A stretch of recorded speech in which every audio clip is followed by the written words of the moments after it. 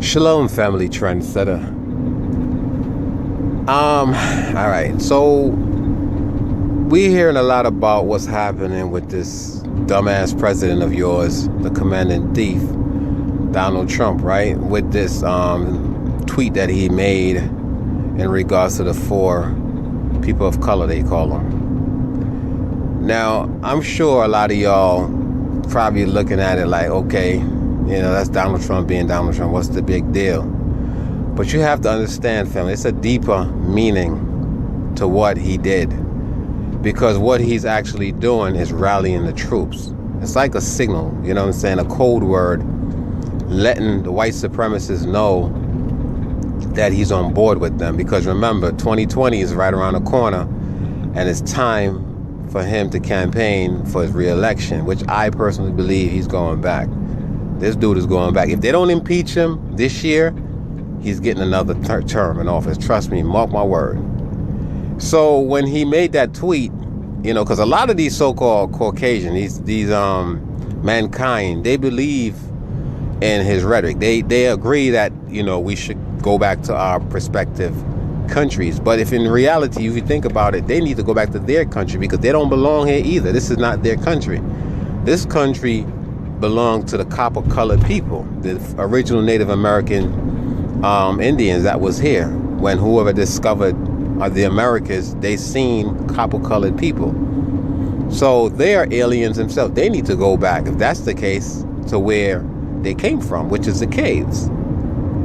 So we should not take this lightly, fam, because like I said, if the top law enforcement, which is the commanding thief, your president, give a green light telling you it's okay for you to tell or initiate racism, telling people to go back to wherever they belong. So as far as black people is concerned, they're going to say, well, go back to Africa, not realizing that I would say the majority of the people here, the so-called black folks that's here, was here originally. A lot of y'all don't understand. The original Native Americans were actually black. And that word Native American is actually a byword. It's not even necessarily a good word to use.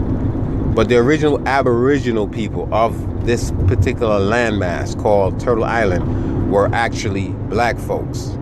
All right? And then you had the Spaniards came over here and mixed in with our people, and then you see the remnants of, what occurred. So this shit is serious because even if Donald Trump loses the 2020 election, what do you think is going to happen? It's still going to be a war. It's still going to be a race war. It's going to be a civil war because they're going to say, oh, because, of his popularity. I'm talking about the Trumpettes group of people and shit. So they're going to say because he could have won a second term, they impeached him. And they're going to rise up. So what he's doing, he's setting the stage for a civil war. See, in the end, it's all orchestrated by the Mossad because the Mossad is ready to destroy this kingdom. And he's going to use them to turn on each other. We don't have to lift a finger, family. They're going to be destroyed by themselves. They're going to literally create a civil war amongst themselves. Of course, we're going to get caught up in the shit. But it's all by design. The Mossad is actually orchestrating this country to fall. Okay? I know some people out there preaching that this is actually the promised land. You got, I'm not going to mention, but there's a dude named Big Judah saying that this is where the Mossad gave us the promise. I don't know all about that because there's just so many doctrines. Some people say South Africa. Some people say Israel. That little landmass over there, that those Jewish devils are over there occupying. They say that's the place. You got to understand something. The Mossad gave the Hebrew Israelite, right, the land of Canaan and other areas of the world. So it's not just here, it's not just there, it's everywhere. We were supposed to rule over this whole fucking planet that I refer to as hell. You know what I'm saying? So whether or not it be here in the United States of America is going to be the promised land that these devils probably already know that this is actually paradise, so to speak, right? And that's why they're holding on to this particular landmass and shit, because if you notice, everybody always want to come to America. they're drawn to this place for some reason. And, it could be some truth to it. It could be spiritually, this is where the Most High is going to have us come back. Shit, maybe we already here. Those of us who he gathered. Maybe we actually was gathered already. And we're here just waiting for him to deliver us, out of the hands of these demons and shit. And then we're going to be where we at. Who knows? I'm just saying, there's just so many ways you can read this shit. But we have to be very careful, family, because these devils are about to lose their mind. Because, like I said, if Donald Trump should lose the presidency, if they should impeach him this year and and he's kicked out of office and the Democrat, gained back the White House, which really should be named the Black House, we're fucked. We are fucked. Because he already made a statement, go back to where you came from, paraphrasing, and show me how it's done and then come back and talk. So in other words, he doesn't acknowledge us as being Americans. Well, not me. I'm not an American. Fuck that. I'm not an American. You know what I'm saying? He doesn't acknowledge y'all as being American, even though you guys was born here and shit. Your ancestors have more rights to this place because we are the one that actually built this bitch. You know what I'm saying? These fuckers couldn't do it themselves because of the sun, but yet still they're claiming a place that they didn't initially had. You know what I'm saying? They just came in, conquered, and occupied this place. So every time when I hear this devil talk about illegal aliens and they need to come cross the border. Y'all ain't come across the border legally either, you fucking devils. You came here with the sword and conquered and bring your disease from Europe all over here. So y'all ain't come over here legally. So how the fuck you gonna tell somebody? It's just like me smoking and shit in front of my kids and say, hey, you guys shouldn't smoke because it's not good for you. What kind of example am I setting? What kind of example are you devils setting? Talk about this is your land. How could you call stolen land your land? How could you tell somebody they can't come on stolen land, the land that you stole, and claim it as theirs because you stole it first? You know what I'm saying? Yo, let me tell you something, fam. It's just so much things I want to say in my videos, but I can't because I know, how these devils are sensitive and shit, and they'll start complaining. But man, look. At the end of the day, the white man's kingdom is coming to an end. Reparation is coming whether y'all motherfuckers like it or not. It is what it is. And with that, I say shalom. You know what? I ain't done yet. Nah, I got something else to say. And for you sellouts, you collaborators, you coon bedwenches, you Uncle Tom, you too will be a part of the destruction that's coming. Right? When that destruction come to this place called the United States of America, you will be a part of that destruction, because a lot of y'all have contributed to our people's demise. You fucking agents of the devil calling yourselves pastors. Because of that in God we trust, that almighty dollar, y'all have sold out y'all people, teaching them every Sunday the New Testament Savior Jesus tell you to turn the other cheek, love your enemy, obey your earthly master. This is what our coons have taught our people, and a lot of our people believe that shit.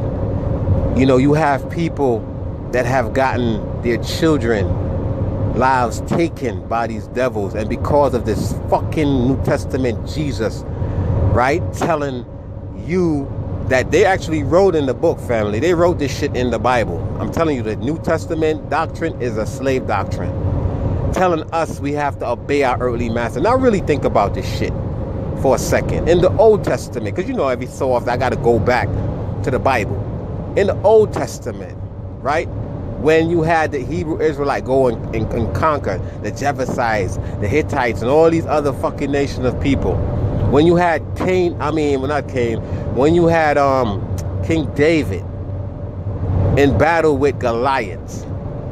But after he cut off his head, did he repent and say, oh, I'm sorry, I shouldn't have done it because you are my enemy and Jesus told me to love my enemy? Matter of fact, where was Jesus at in the Old Testament? A lot of y'all Hebrew Christians like to say, oh, Jesus was in the Old Testament. So then if Jesus was in the Old Testament, why was there wars in the Old Testament? You know what I'm saying? Why did all the Hebrew Israelites go to war and shit with these other nations? Why didn't they love their enemy and turn the other cheek? You know what I'm saying? Why didn't they do that if Jesus was in the Old Testament? Because a lot of y'all say he was, right? But how all of a sudden, so coincident, he just manifested in the New Testament? What was wrong with the Old Testament? Why did they create even a New Testament? You know what I mean? I don't get it. Malachi, I think Malachi 5, whatever, say God don't change. So if the Most High had a law, statutes, and commandments, 10 commandments, right? They said 613, which all of it, I don't believe that shit have anything to do with us and shit, you know what I'm saying? Hold on one second, family, Pope off ahead. Yeah, as I was saying, all 613 laws doesn't apply to us because you had Leviticus priests that had to abide by some of these laws and women and all that, right? But the 10 commandments that the Most High, according to the story and shit, you know what I'm saying, wrote on a tablet with his finger. Some people say, you know, Moses wrote it, whatever. But those are the laws that was given, and he doesn't change. So why would he change in the New Testament and do away with the law, statutes, and commandments? Because Jesus said he fulfilled. And Jesus never said that shit. Jesus says, until one jot or tittle, right, on the law. In other words, until it's, you know, the heaven and earth pass away. Paraphrasing. Right? The law still stands. So why are y'all lying saying that we no longer under the law? Jesus came to fulfill. When you come fulfill something, that means you continue with the shit until it finalized, until it ends. And Jesus said, according to the scriptures and shit, he said, until heaven and earth pass away, you know, it's not fulfilled. So last time I checked, we still here. Heaven and earth is still here. So the law couldn't have been done away with.